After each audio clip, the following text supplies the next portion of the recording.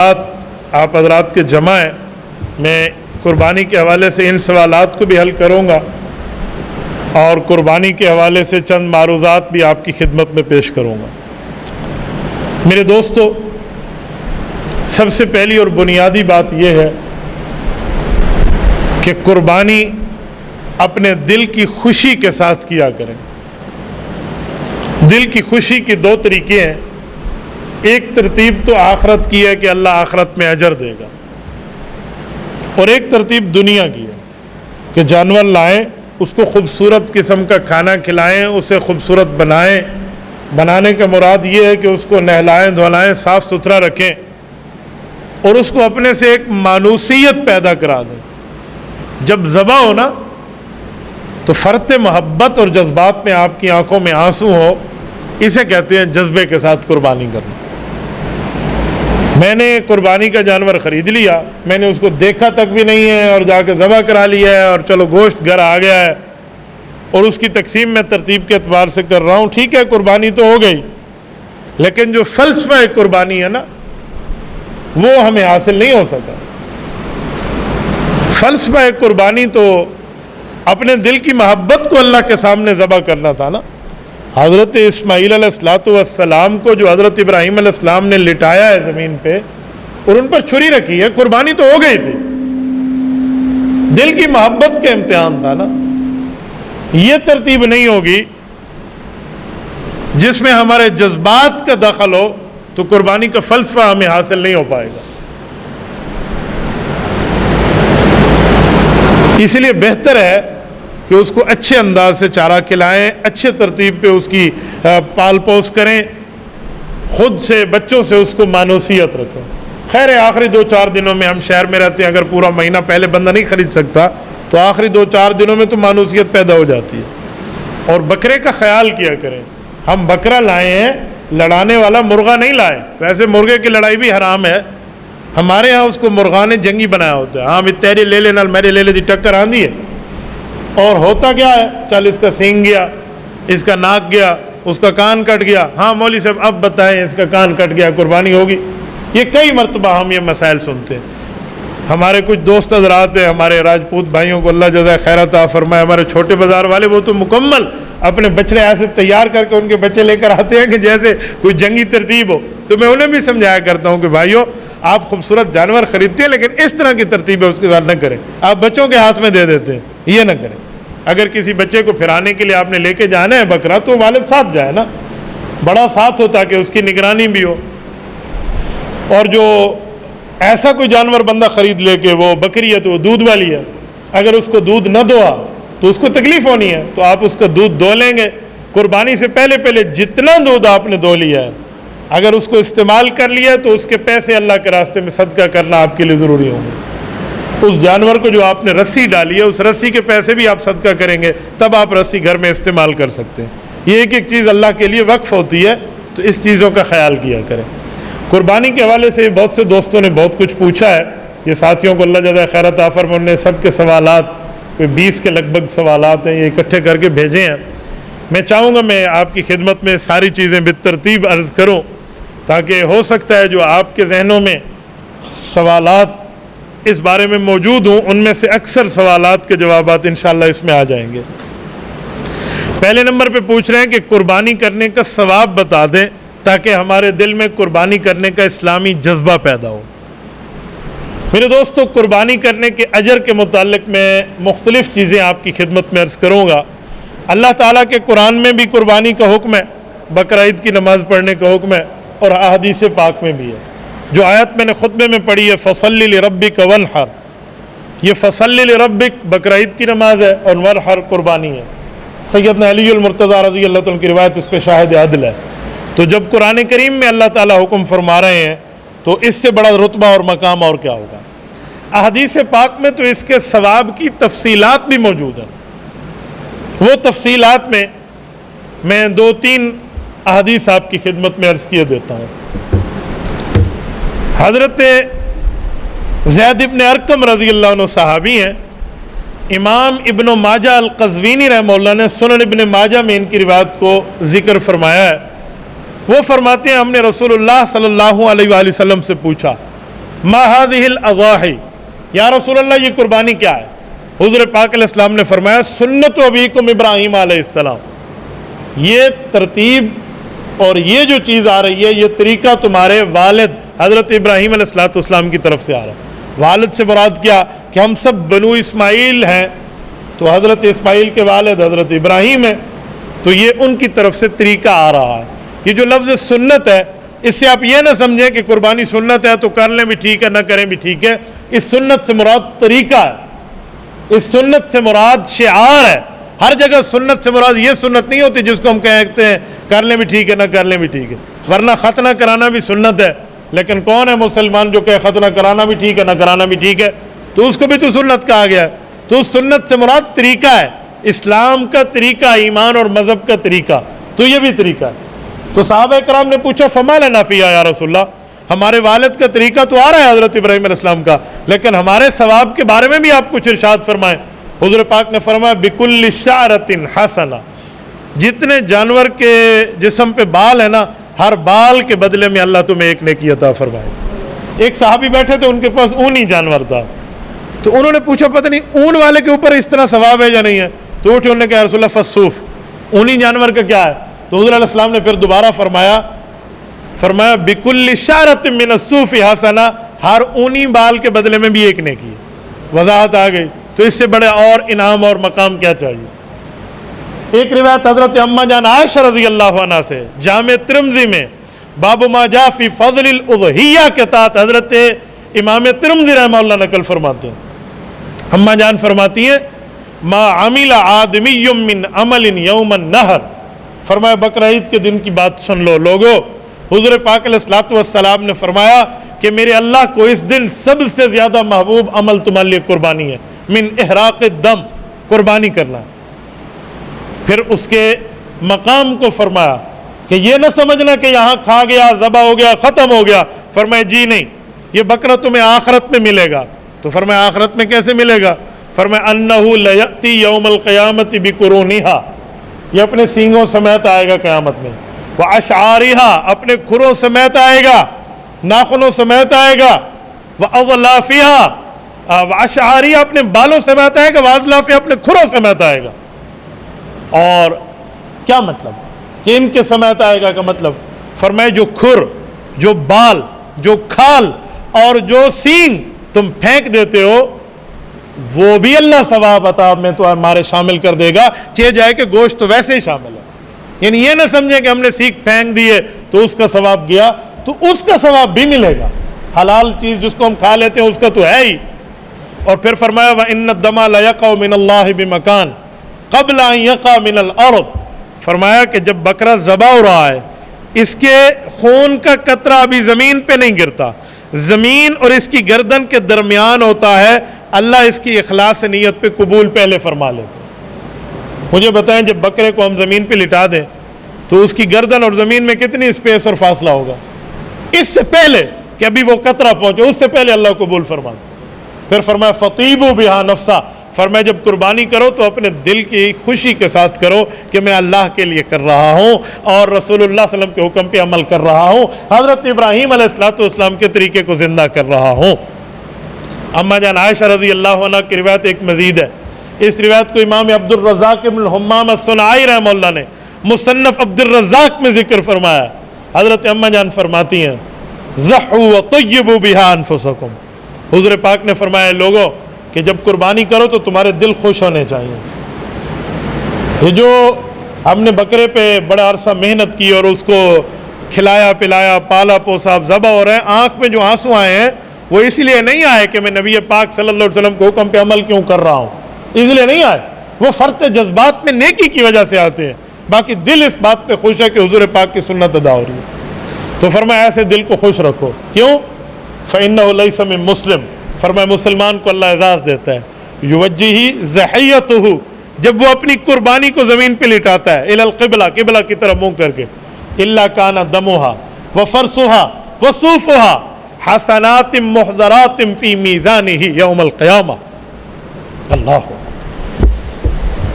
फरमाया इसकी तीन चीज़ें, काना दमुहा खून, व फ़रसुहा इसकी गोबर पेशाब पखाना, وہ सूफ हुआ इसकी ऊन।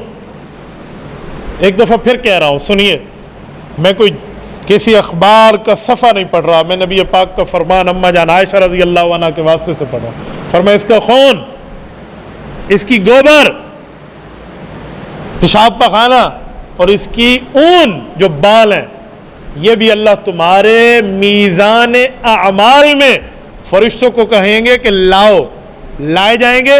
हसनात, कई नेकियां बनेंगी, मुहज़रात, उसको प्रेजेंट और हाजिर कर दिया जाएगा फी मीज़ान यौमल क़यामह, क़यामत की तुम्हारे उस तराजू के पलड़ के अंदर। इससे अंदाज़ा लगा कितना बड़ा कुर्बानी का सवाब और अजर है। तो इस सवाब को सामने रख के करें। दूसरे नंबर पे पूछा कि कुर्बानी का निसाब क्या है और किस पे वाजिब है। मैं मौजूदा दौर की महंगाई के सोने और चांदी के रेट को सामने रख के आपको एक आसान फिगर देने लगा हूँ। 52.5 तोला चांदी की कीमत कोई 1.5 लाख रुपए के समथिंग बनती है। जिसके पास इतना पैसा मौजूद है तो उस बंदे के ऊपर कुर्बानी वाजिब है। ज़रूरियात ज़िंदगी से ज़ायद, ज़रूरियात ज़िंदगी का माना मोबाइल, गाड़ी, इस्तेमाल शुदा मोटरसाइकिल, ये जो रखी हुई हैं, कारोबार वाली गाड़ियाँ नहीं, कारोबार वाले बाइक्स नहीं, कारोबार वाले मोबाइल की बात नहीं कर रहा, इस्तेमाल वाली, इनसे हट के कोई 1.5 लाख रुपए का मालिक है तो इसके ऊपर आ गया। ये कुछ भी नहीं है, उसके पास पेमेंट भी नहीं है। अगर सिर्फ सोना है, चांदी भी नहीं है, पेमेंट भी नहीं है, तो जब तक 7.5 तोला सोना नहीं होगा फिर उस वक्त तक कुर्बानी नहीं है। और अगर सोना चांदी मिला के है तो अगर 1 तोला सोना है और 1 रिंग फिंगर, ये जो हम इसमें पहनते हैं, इसमें अंगूठी इसमें पहन लेते, छोटी सी अंगूठी भी हमारे पास मौजूद है ना चांदी की, तो ये 2 माल हो गए हैं, कुर्बानी आ जाएगी बंदे को। आप ये नहीं कह सकते कि मेरे पास तो सोना 1 तोला है, क्योंकि अब 2 माल हो चुके हैं, आपके पास चांदी भी आ चुकी है। मैंने देखा है मर्दों से ज़्यादा औरतों पे कुर्बानी वाजिब होती है, और हमारे यहाँ औरतों से ज़्यादा मर्द कुर्बानी में हिस्सा डालते हैं, और औरतों को कोई कुर्बानी का मसला समझाता ही नहीं है। बाबा ये तलाशी लेनी पड़ेगी अपने घर की, क्या माना, मुराद ये समझाना पड़ेगा, बताना पड़ेगा, पूछना पड़ेगा, वरना अल्लाह आपसे पूछेगा। वो मेरी माँ बहन जो घर में पर्दादार बैठी है, वो तो यहाँ मुफ्ती अब्दुल वाहिद कुरैशी का बयान नहीं सुन रही ना, सुन तो आप रहे हैं, बताना तो जिम्मेदारी आपकी है, हमने नहीं बताया। भाई कैसे बंदा सोना पूछो, शायद पे हो सर, कोई नहीं मसला, भाई ऐसी है तो फिर खुले दिल से आप उनकी तरफ से कुर्बानी कर लें, वरना उन्हें बताना पड़ेगा, समझाना पड़ेगा। तो इस तरह की तरतीब आप देखेंगे तब जाकर इस तरह के मामलात बनेंगे। कुछ लोग कहते हैं मेरे पास है तो सिर्फ सोना चांदी, पैसे तो नहीं है, अब ये सोना चांदी मिला के कुर्बानी आती है। जी हाँ, अब इसको बेच के आती है। अच्छा अगर मैं कर्जा लेकर कुर्बानी करूँ तो बाबा वाजिब हो गई हो तो कर्जा लेकर करोगे। ये कहाँ से तुमने मसला सीख लिया कि कर्जे से कुर्बानी नहीं होती? किसने कहा नहीं होती? कर्जा लेकर आप इस्लामाबाद और मरी घूमने जाए तो आपकी सैर सपाटा हो जाता है, कर्जा लेकर कुर्बानी क्यों नहीं होती? तो कुछ मसाइल हमने हैंड पिक्ड है, जो अपने हाथों से बनाए हुए हैं, ये उनमें दखल नहीं है। तो ये कुर्बानी का निसाब है, इसके ऊपर बंदे पे वाजिब है। इसमें यहाँ पूछा है कि मुझे ये बताएं, कहते हैं जो हम कुर्बानी करें तो कुर्बानी के जानवरों के नाम और उनकी उम्र भी बता दें। भाई कुर्बानी के जानवर जो हैं वो 4 किस्म के हैं। गाय है, ऊंट है, बकरा है और ये भेड़ वगैरह है, दुम्बा जिसको हम कहते हैं। ये गाय के अंदर भैंस भी शामिल है, क्योंकि भैंस और गाय की ज़कात एक जैसी है, सिर्फ कलर का फ़र्क है। हुज़ूर अलैहिस्सलाम के ज़माने में भैंस नहीं थी, पूरे अरब में भैंस नहीं थी, इसलिए भैंस का लफ्ज़ कुरान और हदीस में नहीं आया। लेकिन हम उम्मत के इजमा से भैंस को हलाल भी मानते हैं, तो उम्मत के इजमा से भैंस की कुर्बानी भी है। तो आप कट्टे की कुर्बानी करें या बछड़े की करें, इसको गाय में भी आप शामिल करेंगे। जैसे गाय की उम्र, जैसे गाय का निसाब, वैसे भैंस का। ऊँट का इससे अलग है, बकरे का और भेड़ का इससे अलग है। ऊँट अगर कोई कुर्बानी में ज़बह करना चाहे तो बंदे उसमें भी साथ हैं, जैसे गाय और भैंस में साथ हैं। ये नहीं कहेंगे कि ऊँट बड़ा है तो इसमें 14 हिस्से हो जाएंगे, नहीं, उसमें भी साथ ही हैं। ऊँट की उम्र 5 साल पूरी होनी चाहिए। 5 साल 1 घंटा भी हो जाए ना ऊपर, आप कुर्बानी में उसको शामिल कर सकते हैं, उससे पहले आप नहीं कर सकते। लेकिन 5 साल चांद वाले, कमरी, शमसी नहीं, ये जहन में रखना, क्योंकि हदीस पाक के मुताबिक जो भी साल वगैरह की तरतीबें बताई गई हैं, चाहे वो इद्दत के मसाइल हों, तलाक के मसाइल हों, या इद्दत वफ़ात के मसाइल हों, या इस तरह रमज़ान के हैं या बाकी कुर्बानी के, तो वो चांद से ही पूरा मदार घूमता है। तो चांद वाले 5 साल होने चाहिए। گائے ہے، بھینس ہے، کٹا ہے یا بچڑا ہے، تو یہ 2 سال پورے ہو، 1 گھنٹہ 1 دن بھی اوپر ہو جائے تو آپ قربانی کر سکتے ہیں۔ اسی طرح بکری ہے تو 1 سال پوری ہونی چاہیے، اور بھیڑ ہے یہ بھی 1 سال ہی ہے دمبا، لیکن حدیث پاک میں صرف اتنی اسپیس اور گنجائش ملتی ہے کہ فَتَصْبَحُ جَزْعَةً مِّنَ الظَّعْنِ، حضور پاک نے فرمایا اگر یہ 6 ماہ کے لگ بھگ کا ہو اور یہ دمبا، یہ بھیڑ اگر سال والوں میں ٹھہرے تو سال جیسی ہی لگے، اتنی فربا اور موٹی ہو تو پھر اس کو بھی آپ ذبح کر سکتے ہیں۔ لیکن آپ بکری جتنی بھی موٹی ہو اس کو آپ 6 ماہ میں ذبح نہیں کر سکتے، کہ بکری کا لفظ حضور نے وہاں نہیں فرمایا۔ بھیڑ کا نام لے کے، دمبے کا نام لے کے حضور پاک نے اسپیس اور گنجائش دی ہے، جہاں حضور گنجائش دیں گے ہم اتنے پہ عمل کریں گے، اپنی طرف سے اس کو بڑھا نہیں دیں گے کہ بکری 6 مہینے دی لگ دی، سال دی، 10 سال دی بھی لگے، اس کو ہم نہیں بڑھا سکتے جب تک اس کی عمر کیا نہیں ہے، اس کی پوری 1 سال دیکھیں گے۔ یہ حکم صرف بھیڑ تک اور دمبے تک محدود ہے، اس سے باہر نہیں جائے گا۔ اسی میں ایک بات ایڈ کر دوں، لوگ کہتے ہیں دوندا ہو، چوگا ہو، فلاں ہو، 2 دانت گرے ہوئے ہوں، 4 گرے ہوئے ہوں، شریعت اسلامیہ میں دانت کا مسئلہ کہیں نہیں ہے، شریعت نے عمر بتائی ہے۔ ہاں اس عمر میں عام طور پہ دانت گر جاتے ہیں، یہ ٹھیک ہے، کسی کے نہیں بھی گرتے۔ میں نے اس پر الحمدللہ لوگوں کے ان کے گھروں میں جا کے تحقیق کی ہے جو صوم و صلات کے پابند ہیں اور اپنے گھروں میں گلہ بانی کرتے ہیں اور جانور پالتے ہیں، وہ کہتے ہیں 2.5 سال کی بھی ہو جاتی ہے یہ گائے لیکن اس کے دانت بعضوں کا نہیں گرتے۔ تو اگر بندہ سچا ہے اور وہ قسم لے کر یا آپ کو اعتبار دے کر کہہ رہا ہے کہ اس کے دانت نہیں گرے اور یہ 2 سال عمر پورا ہے، تو آپ اس بچڑے کو لے سکتے ہیں، آپ کی قربانی ہو جائے گی۔ یہ نہیں ہے کہ آپ دانت توڑنے کے اوپر اس کو فورس کریں تو کل وہ پلاس کے ساتھ توڑ کے آپ کو 1.5 سال والا بھی بیچ دے گا۔ جس نے کسی کو دھوکہ دینا ہے تو ویسے بھی توڑ کے گھر سے لے آئے گا۔ اس لیے دانت کا معاملہ نہیں ہے، عمر کا معاملہ ہے، اور عمر میں کسی بندے کی ماہر کی بات ہو بس ٹھیک ہے، ماہر کہہ دے بھئی میں جانتا ہوں ایسے ہی ہو سکتا ہے، ہمیں تجربہ ہے، تو اوکے آپ کی قربانی ہو گئی ہے۔ بالفرض ماہر نے کہہ دیا ٹھیک ہے لیکن اس بندے نے جھوٹ بولا ہے تو تب بھی آپ کی قربانی ہو گئی ہے، تو گناہ ثواب اس کے کھاتے جائے گا، باقی آپ کا سر اس سے چھوٹ گیا۔ قربانی کے جانور میں اگر ہم 7 سے کم حصے رکھنا چاہیں، بھائی زیادہ سے زیادہ حصے 7 ہیں، کوئی 7 سے کم رکھنا چاہے تب بھی جائز ہے، رکھے جا سکتے ہیں۔ قربانی کے جانور کے گوشت میں کتنے حصے کریں؟ بھائی عام طور پہ بہتر ہے کہ 3 حصے کریں، ایک اپنے لیے، ایک غریبوں کے لیے اور ایک رشتہ داروں کے لیے۔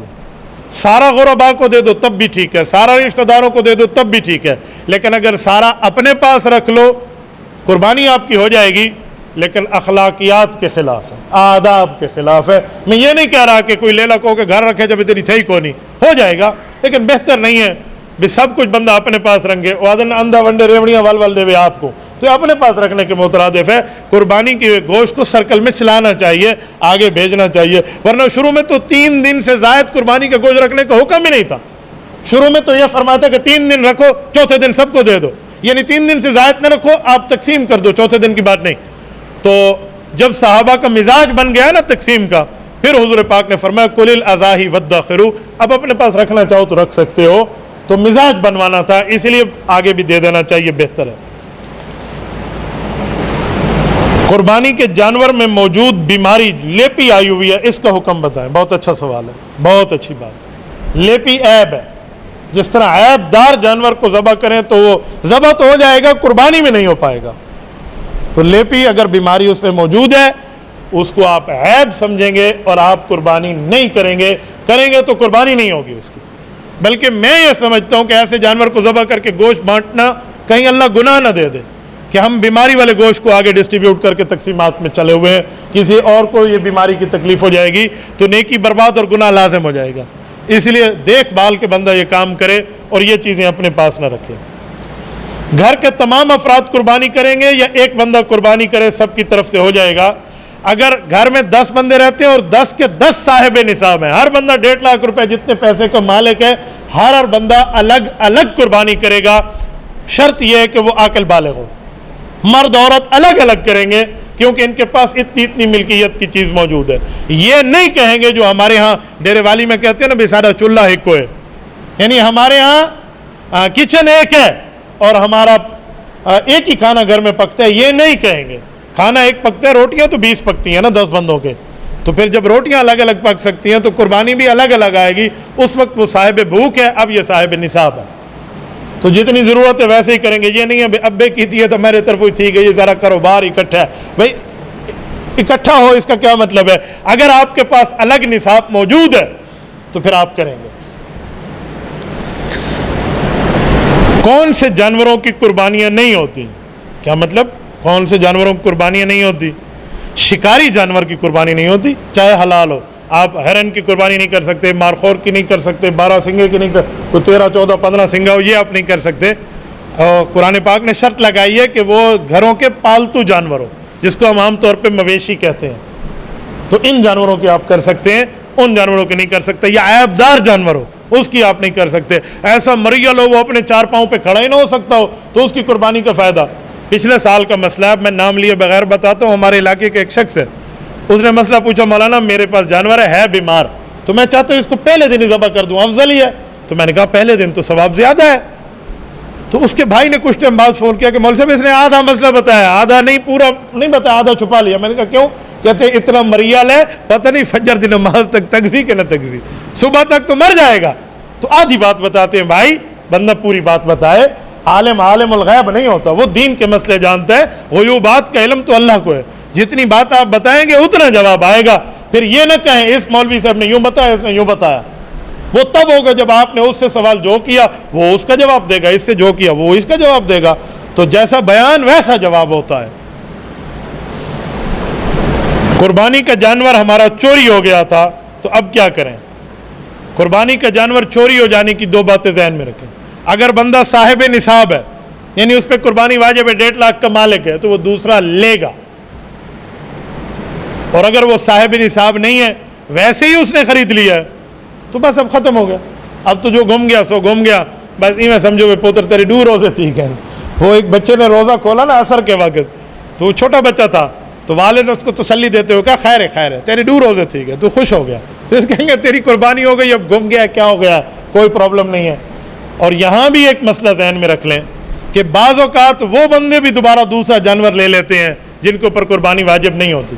تو پھر ان کو پرانا جانور مل گیا تو اب دونوں ذبح کرنے پڑیں گے, کیونکہ اس کے اوپر اللہ کی طرف سے حکم نہیں تھا, اس نے خود لازم کیا اب جانور متعین ہے, دونوں ذبح کریں.